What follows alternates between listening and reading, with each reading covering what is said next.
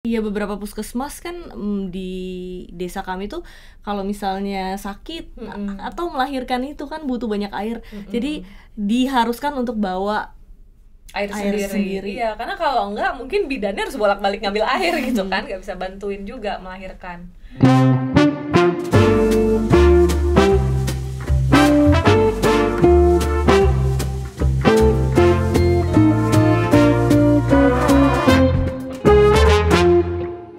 Sobat Green, ketemu lagi dengan aku Masita Kristalin di podcast Green Talks yang membahas mengenai berbagai isu sustainability, perubahan iklim, dan juga ekonomi pembangunan.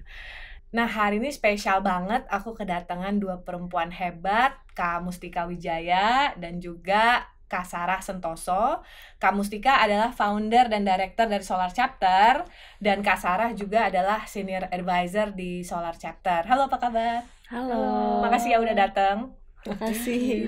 Nah, hari ini kita pengen ngobrol-ngobrol nih mengenai inisiatif yang dilakukan oleh kakak-kakak berdua ini. Jadi backgroundnya adalah Kak Mustika itu di awal kuliah berinisiatif untuk membantu wilayah Nusa Tenggara Timur ya, yang pada saat itu ditemukan bahwa kekurangan air lah ya, ada masalah kekeringan hingga saat ini sih sebetulnya.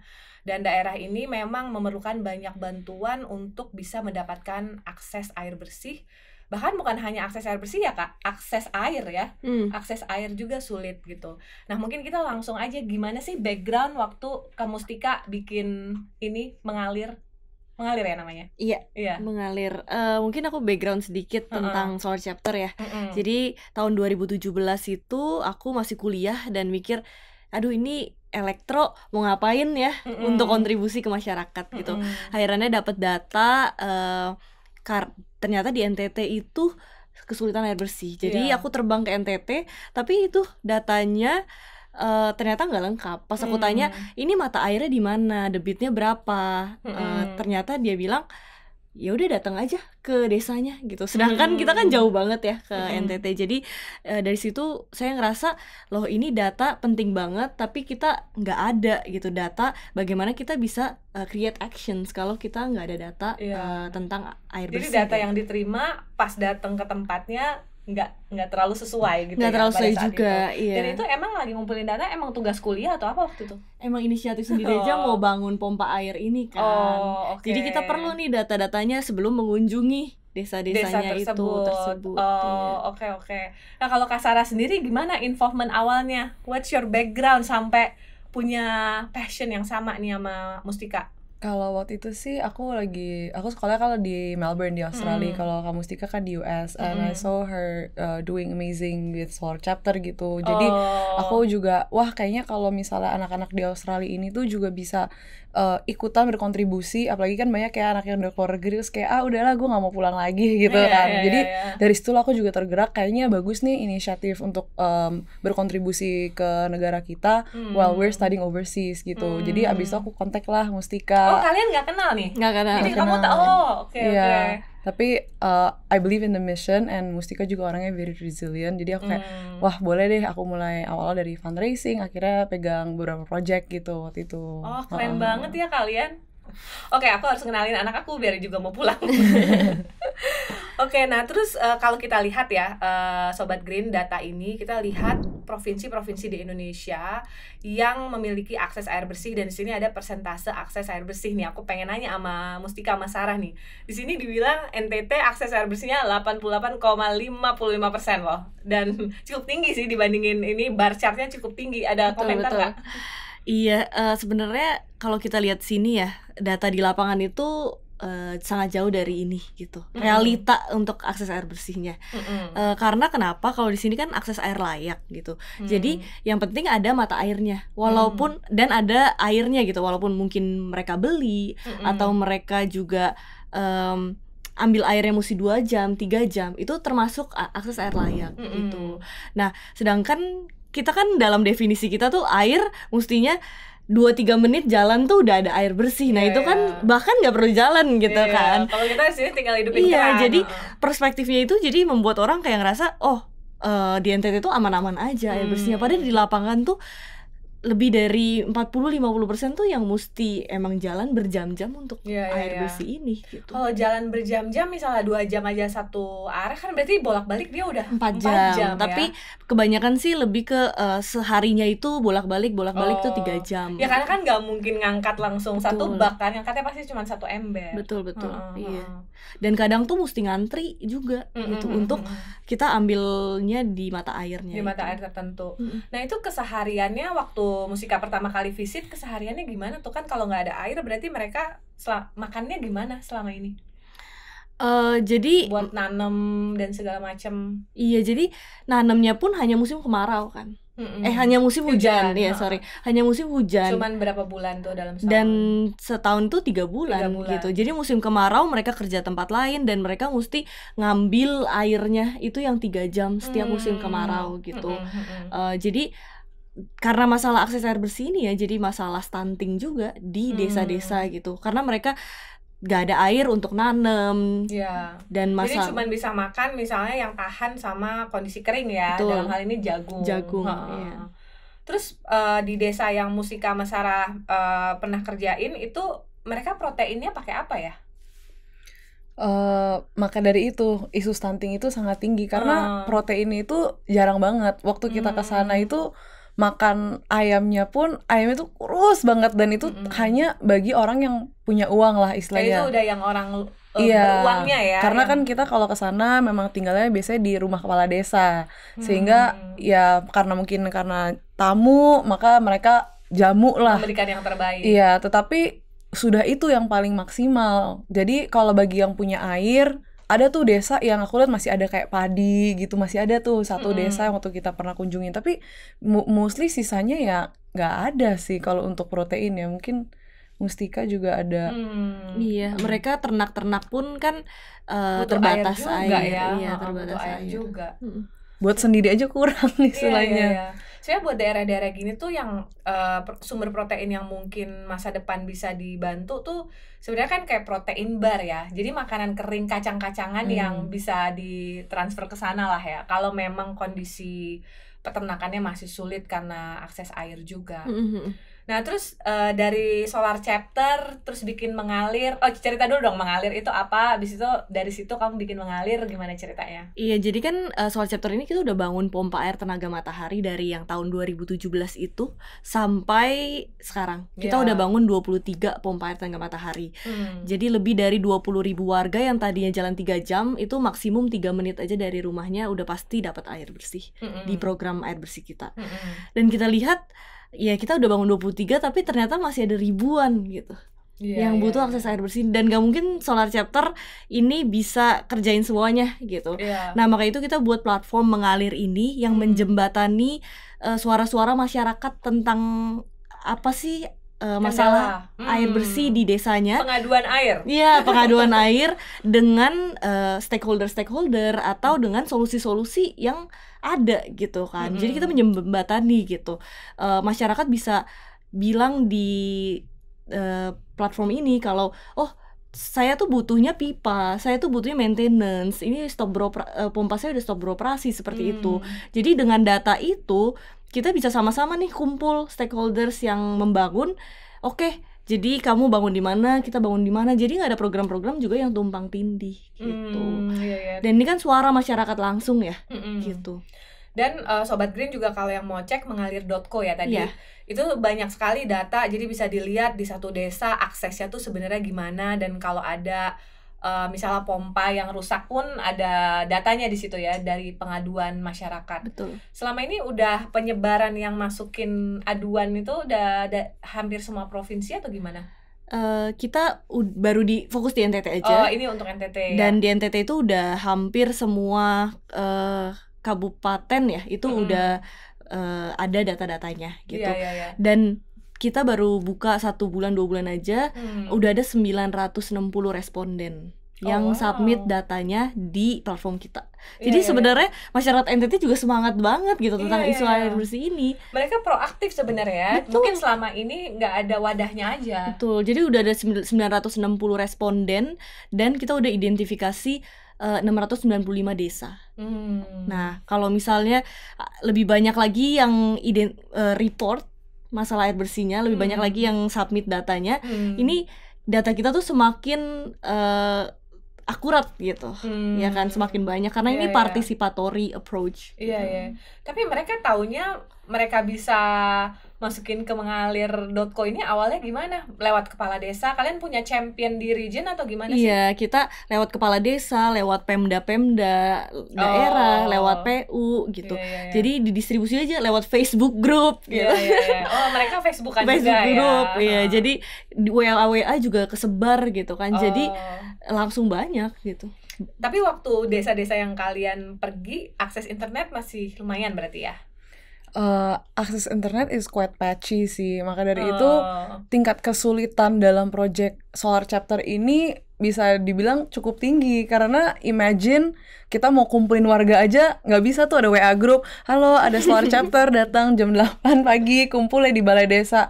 Ya kadang kepala desanya harus jalan dan ketokin satu-satu untuk ngumpul. Iya, jadi can imagine kalau memang mengalir ini bisa berjalan ya, apalagi dengan support dari pemerintah atau dari private juga, kita bisa private partnership, ini pasti will be a very powerful tool itu untuk make a informed decision making sih. Iya. Nah, ada momen personal nggak sih yang bikin kalian tuh khusus banget nih, yang bikin mengalir? Mustika dulu atau Sarah dulu nih? Kalau dari aku sih, jadi waktu kemarin itu kan itu masalah survei kan, kita survei ke desa dan dapat informasi dari masyarakat gitu kan, informasi dari masyarakat.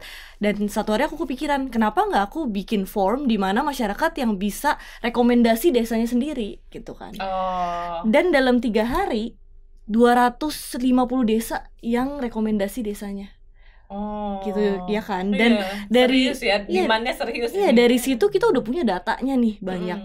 Dan aku pikir ya datanya daripada Solar Chapter simpen sendiri lebih baik dibuka untuk umum gitu, ya kan. Iya benar. Siapa tahu ada partners lain yang bisa bantu gitu. Karena 250 desa ini kan kita nggak bisa bangun sendiri gitu kan. Dan perlu ada kolaborasi gitu. Itu mungkin yang bikin saya terinspirasi lah untuk bikin mengalir gitu. Dan ternyata dari mengalir pun kita bisa lihat ya, 133 desa dari 455 desa ini yang udah dibangun program air tapi programnya udah stop beroperasi gitu. Jadi banyak data-data yang kita bisa ambil gitu dari cerita-cerita masyarakat sebenarnya. Yang kita bisa bikin program yang lebih baik dari cerita-cerita masyarakat tersebut gitu. Mungkin kalau aku dari perspektif the other side ya, aku pernah kerja sebentar di UN HQ, jadi some international organization juga. Padahal mereka tuh punya uangnya, they have the money, dia tuh pengen bantunya, tapi sometimes ada gap itu kan yang nggak bisa terjembatani. Kita butuh, mereka juga mau kasih, tapi banyak gimana birokrasi dan step-step yang harus dipenuhi di checklist. Sedangkan kalau nggak ada mengalir ini, itu gemes gitu loh, kayak aduh nggak bisa disatuin. So I think kalau dengan ada mengalir ini itu mereka punya backup supaya strong enough bisa advocate kayak ini loh yang dibutuhkan, ini loh yang harus di-highlight di NTT ini. Kembanding mungkin negara-negara lain atau region-region lain, butuh nih ada yang bisa kuat advocating untuk mereka mendapatkan bantuan. So I think kenapa water mapping mengalir ini tuh bisa jadi breakthrough lah menurutku di NTT. That's why we really believe in this project gitu. Nah, kalau tadi dengar kamu bilang ya, kan sebenarnya demand masyarakat ada, kebutuhannya ada, dan masyarakat juga eager kan, proaktif lah, mereka masukin data sendiri. Selama ini role government-nya ada di mana ya? Iya, sebenarnya selama ini government juga udah bangun banyak banget program-program, apalagi pompa air tenaga matahari ini gitu, dan sangat push tentang air bersih juga dan cukup diapresiasi ya. Tapi masalahnya itu memang keberlanjutan dari program-program solar energy ini gitu, karena kan ini teknologi baru, orang tuh mungkin belum paham tentang planningnya yang baik atau maintenance dan monitoringnya itu gitu. Jadi ya udah bangun selesai jadi, tapi masyarakat ini tidak terkapasitasi untuk gimana sih cara monitoring dan maintenance-nya. Dan kalau rusak pun bingung mau kontak siapa kan. Jadi hit and run lah ya, dibangunin, abis itu sebenarnya kan perlu pembinaan mungkin ya. Pembinaan, dan kalau rusak mau telepon siapa gitu kan. Nah kalau di Mengalir ini kita juga banyak tuh aduan, pompa saya rusak, saya perlu teknisi dan pendampingan. Kami tuh ada dananya tapi kita perlu pendampingan teknis gitu. Banyak yang seperti itu juga. Jadi dari situ kan kita bisa lihat, oh Soul Chapter mungkin bisa fokus ke mungkin pendampingan teknis di desa ini, siapa bisa fokus di mana gitu. Dan kita bisa advokasi ini ke pemerintah.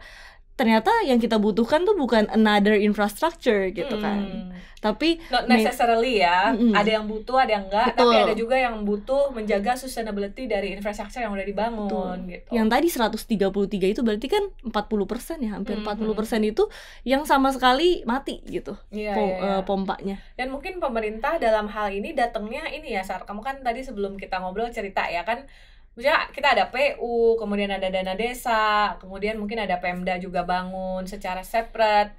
Itu kamu tadi ada cerita ngelingin di desanya gimana tuh? Kayak misalnya, oh ada pompa yang pipanya nggak pas lah dan lain sebagainya gitu. Yap, jadi kalau untuk involvement di government memang sudah ada banyak yang bangun, tapi data tetap membuktikan kalau sekitar 60% itu belum ada akses air sebenarnya kalau dari data yang mengalir yang kita punya 62,6%.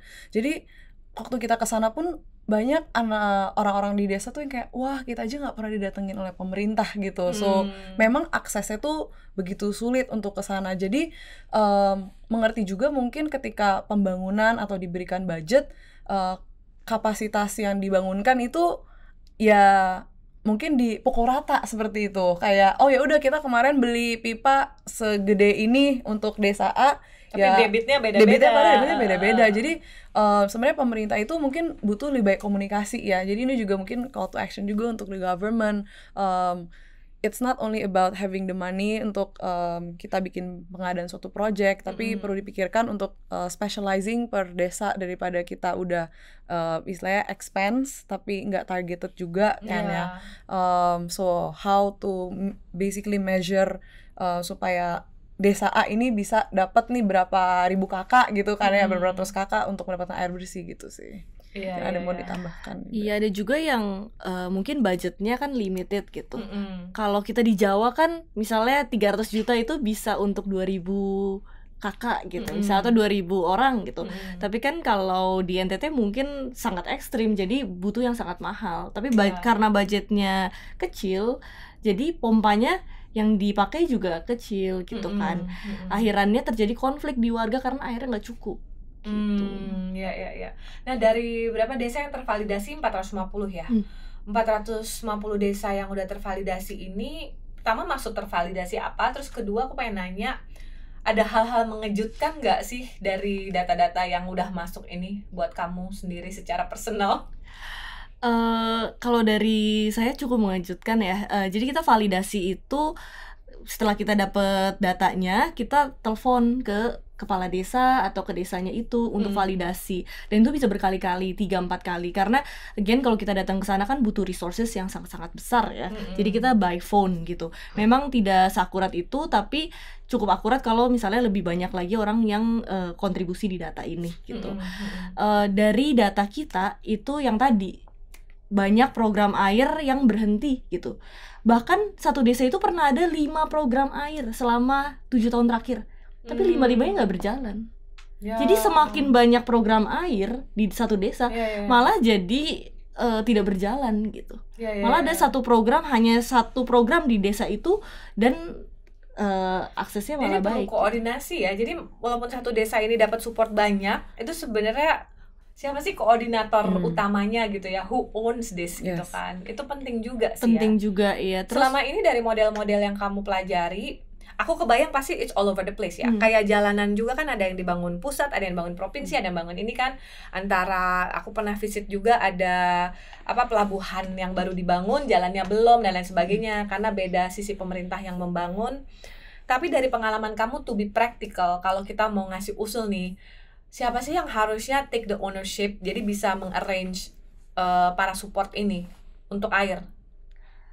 Sebenarnya kalau di NTT itu ada Bapeda ya yang suka mengumpulkan stakeholder ini mulai dari NGO, PU, Kemendes gitu. Jadi karena isu air ini tuh bukannya cuman PU aja gitu kan, Kementerian Desa harus terlibat, terus NGO juga mesti terlibat gitu. Jadi ada satu biasa mungkin Bapeda yang mengumpulkan, terus kita bisa diskusi. Nah, menggunakan data mengalir ini sebenarnya itu bisa jadi bahan diskusi sesama stakeholders kan. Oh, selama ini ternyata salah di sini loh. Ternyata kenyataannya begini loh yang terjadi di lapangan. Iya. Nah, sekarang kan pemerintah lagi banyak isu budget cut ya di banyak program-program pemerintah yang memang di redirect ke program prioritas, which is program prioritasnya memang benar juga, food security, energy security. Ini berdampak nggak sama program-program air yang kalian berinteraksi? Iya, kita juga baru tahu ini 2 minggu lalu ada peraturan kalau 20% dana desa ini harus untuk ketahanan pangan gitu. Jadi banyak desa ini yang tadinya udah buat perjanjian sama Solar Chapter untuk mengalokasikan untuk air, jadi harus dialokasikan untuk ketahanan pangan, yaitu bibit dan lain-lain gitu. Jadi banyak desa pun yang mundur di programnya Solar Chapter karena mereka udah nggak ada dana lagi gitu untuk air bersih, karena harus diprioritaskan ke ketahanan pangan gitu. Sedangkan kan sebenarnya ketahanan pangan itu kalau tidak ada air ya mau apa, nggak bisa juga jalan. Ya harus diimpor dari daerah lain terus ya. Iya, karena kita juga melihat ketika setelah masuk ambil air bersih itu Solar Chapter nggak cuma stop sampai air aja, kita juga ada pendidikan, sometimes juga bantu untuk bangunin library juga di sekolah-sekolah dan juga community development, which kalau perempuan-perempuan di NTT itu buat kain tenun, karena kita percaya kalau 3-4 jamnya ujung-ujungnya dibuat main TikTok juga buat apa kan.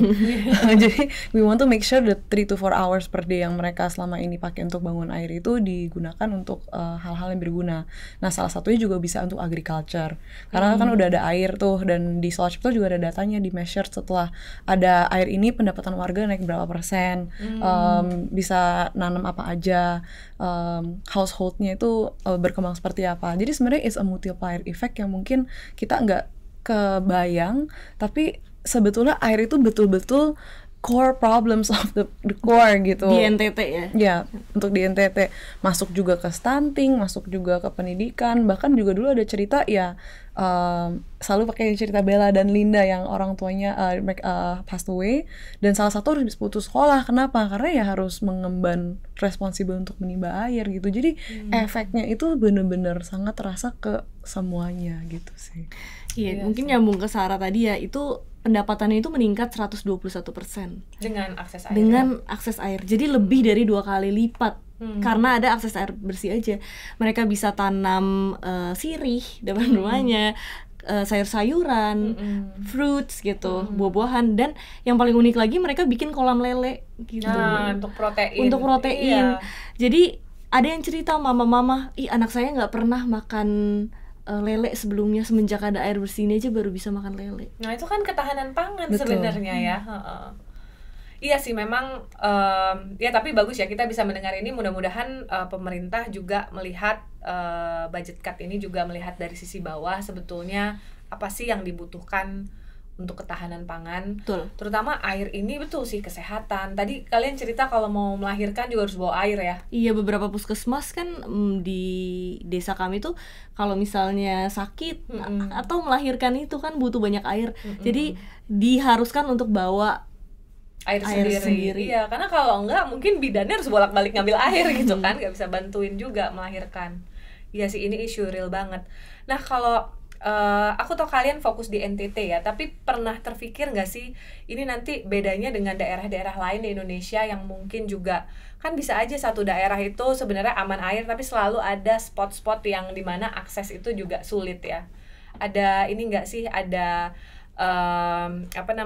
ide bagaimana membantu daerah-daerah lain juga? Iya, sebenarnya itu mimpi Solar Chapter juga ya. Kita kan mau end water crisis ini bukannya di NTT aja gitu, tapi di seluruh Indonesia gitu. Ya kedepannya kita kepikiran sih untuk mungkin ke daerah-daerah sekitar NTT yang kita bisa replikasi program ini gitu. Sebenarnya kan program modelnya udah ada, kita tinggal cari dan eksekusi di lapangannya gitu. Karena secara teknis itu sebenarnya kan sama gitu. Mungkin yang beda itu secara pendampingan ke masyarakatnya. Iya. Tadi Sarah juga ceritakan kalau waktu di UN bikin planning. Jadi memang kalau kita ada bantuan dari atas itu kan there's so much birokrasi, dan memang kan isunya kompleks karena mereka melihat seluruh dunia ya, atau pemerintah kita melihat seluruh Indonesia yang lama sampai ke sini. Jadi memang perlu ada player-player lain lah seperti kalian nih ya on the ground yang betul-betul bisa mengisi niche-niche yang selama ini gak bisa diisi development partners atau pemerintah. Dan tadi kamu sempat cerita kan Sar, ini sebenarnya bukan murah ya, sebenarnya affordable gitu. Itu gimana Sar? Iya, jadi kan mungkin boleh sebut angka sedikit. Untuk Solar Chapter itu biasanya kita split juga dananya dengan dana desa. Pertama, kenapa? Supaya mereka juga ada rasa ownership. Biasanya kalau satu project itu sekitar 600 juta, jadi 300 dari dana desa, 300-400 juga dari Solar Chapter kita cari funding lah atau donors. Dan kalau dipikir-pikir sebenarnya itu murah gitu loh, untuk 300 juta itu untuk air bersih yang impactnya begitu luar biasa kepada satu desa. Itu nggak sebanding gitu. Apalagi kalau di Jakarta 300 juta kita paling cuma apa gitu kan ya. So sebetulnya kadang kita suka punya stigma atau paradigma yang kayak, aduh air bersih tuh apalagi di NTT tuh susah banget, atau apalagi pakai solar panel, aduh mahal, teknologi susah, mahal, ribet, bla bla bla, pasti akses infrastrukturnya susah, mahal. Dan apalagi kalau dari sisi politik ya, kita nggak tahu kan, pasti ada yang mana yang lebih seksi bisa dibawa untuk masyarakat. Tapi please take a look of this gitu. It's not something that dibilang kompleks ya kompleks, tapi ya success story-nya banyak. Tapi doable gitu loh. Apalagi kalau misalnya banyak lagi orang-orang yang mau ikut membantu, itu kita bisa accelerate. Kenapa? Karena sekarang Solar Chapter 7 tahun kan ya, sudah membantu sekitar 30-an. Nah, tapi kan kalau kita dengan rate yang segini, ini sampai saya udah nggak ada pun ini selesai seluruh Republik. Jadi makanya itu juga salah satunya kenapa kemarin Mustika ini dapat Obama Scholar juga ke Columbia. Saya juga kemarin sekolah Public Administration Policy. Itu mikirin gimana sih policy making yang bisa kita pikirin sama-sama dengan pemerintah juga gitu untuk accelerate gitu. Kalau nggak, sampai kapan kita bisa implementasi dengan rate ini gitu sih. Iya. Padahal kalau mau ditambah ya, padahal di daerah itu dengan tenaga matahari ini mereka sangat-sangat semangat gitu. Kalau saya datang kayak, Bapak, jadi kita butuh apa ya? Kita perlu bangun apa? Dia bilang, itu saya perlu panel-panel itu gitu. Gitu. Dan tenaga matahari itu ya mereka sangat-sangat pendukung gitu. Apalagi di NTT kan kemaraunya itu panjang, bisa 9 bulan kan. Jadi 9 bulan itu mereka bisa pakai tenaga matahari, 3 bulan yang musim hujan itu bisa memanfaatkan air hujan juga gitu. Iya. Nah, kalau misalnya what's the North Star nih? Kan kalian udah lihat kondisinya dan merasa ini sebetulnya bisa dikembangkan at scale lah ya, bisa diperluas dengan lebih cepat. Kalau ada call to action, what do you guys need? Yang pasti kalau untuk mengalir dulu ya, apalagi kan ini yang baru di launch, we're hoping juga lebih banyak participatory juga dari masyarakat, pasti untuk terus bisa upload data-data teman-teman, apalagi kalau desa-desanya juga yang ingin dibantu atau di highlight, it will be very helpful supaya datanya juga lebih akurat. Tapi mungkin kalau dari sisi NGO atau government juga mungkin bisa mengencourage nih yang ada di bawah. Kadang kan kita juga nggak ke-reach ya, tapi kalau misalnya yang memang para pemerintahan, mungkin kepala-kepala desa yang mungkin mendengar hari ini atau punya teman di NTT, I think it will be very helpful untuk mengencourage mereka untuk mengisi, karena masalah waktu berapa menit itu bisa mengubah banget nih kita punya hopefully NTT ini tentang krisis air bersih. Dan juga kalau selanjutnya tentang partnership, yang pasti kita juga open banget nih kalau misalnya ada partners yang mau bekerja sama dengan kita untuk mengaccelerate program ini. Kadang kan push itu kan nggak bisa cuma dari satu sisi ya, we need sekarang kan pentahelix partnership. Okay, so let's do it. Maksudnya sekarang kita Solar Chapter have a very open arms, dan hopefully kita bisa push it together gitu.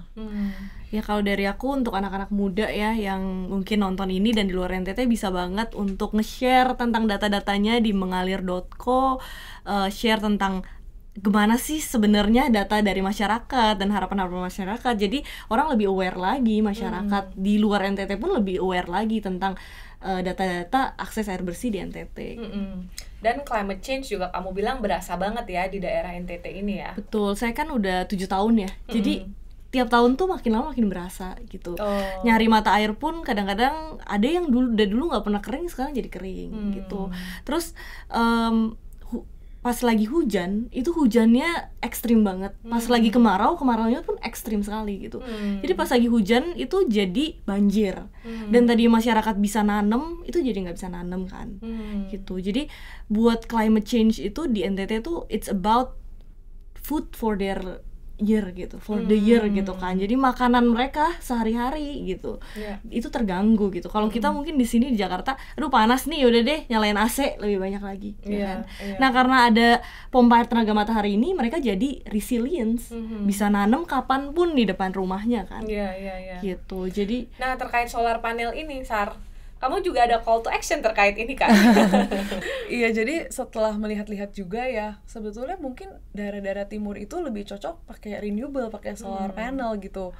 Kadang kan ada pemikiran yang mahal dan sebagainya, dan we're focusing on energy security right now. Dan Indonesia kan diverse banget ya untuk energy resources-nya. Kenapa nggak kita pikirin aja alternatif lain? Mungkin nggak harus kayak contoh lah banking system kita tiba-tiba langsung ke QRIS loncat gitu kan. Ya mungkin ya di NTT ini juga kita langsung aja pakai renewable untuk sebagai alternatif yang lebih cocok dan lebih pas lah untuk masyarakat di sekitar sana. So I think untuk melihat energy transition ini bukan masalah kayak energy transition itu masih entar lah, masih lama, ngapain kita mikirin yang kayak gitu-gitu loh. Padahal this could be a solution to the aksesnya.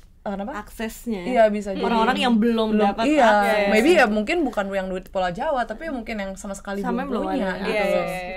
Iya, jadi sometimes kita mikir renewable energy itu mahal lah, atau it's too advanced lah teknologinya. Padahal ini tuh bisa berguna banget buat yang sama sekali nggak punya aksesnya. Ya kalau di Pulau Jawa ya mungkin you guys don't feel you don't need it. Mungkin ya kita bisa prioritasin untuk bagi yang lebih membutuhkan. Dan juga kebijakannya lebih diringankan, atau mungkin subsidinya jadi lebih targeted, ya nggak harus ke semuanya dulu gitu. Kita bisa start from there yang memang belum ada apa-apa. Kan bisa tuh kan daerah di NTT ada solar farming, emang yang ada lahan yang luas, dan ya kalau bisa cukup tandus gitu. At least nambah akses energi, akses air. Betul. Juga mungkin call to action tentang pemangku kebijakan ya. Kadang pemangku kebijakan ini kan kita mostly di Pulau Jawa. Jadi kita tuh nggak ngeliat langsung, nggak ngerasain langsung apa sih yang terjadi di sana, dan dampak seberapa climate change itu besar banget. Mungkin kadang kita juga apa sih climate change? Mungkin it's something westernized, it's another maybe green yang UN stuff. It's another thing to make it premium dan sebagainya. Padahal no, it's something real. Ini problem yang benar-benar dihadapi oleh masyarakat Indonesia. Dan kalau kita nggak take into account climate change, ini solusi yang kita udah buat sekarang itu nggak akan bisa menjawab permasalahan mereka lagi, karena kan it keeps on evolving kan. Lihat aja tambah parah masalahnya. Di masalah 7 tahun ini makin parah. So it also widens the gap of inequality in Indonesia. Kalau misalnya udah kayak gitu makin susah, ini makin jatuh, kita mau sampai kapan nih kita bisa kuat nahan ini supaya nggak sampai ambruk gitu kan. Mumpung nih masih bisa terselamatkan, let's do it ASAP, dan let's accept it, memang climate change adalah something that is very real gitu. Mungkin kamu perlu telepon Trump kali. Iya, thank you. Ada lagi nggak Mustika? Jadi aku terus terang ya, ini aku belajar banyak banget dari ngobrol-ngobrol sama kalian.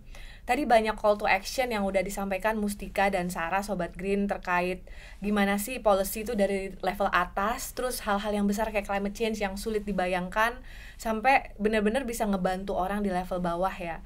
Dan juga bahwa ada hal-hal yang kita mau food security, tapi pengeluaran untuk air dikurangi, padahal itu sebenarnya adalah loop in balik ke food security dan gizi dan segala macam yang merupakan prioritas kita juga.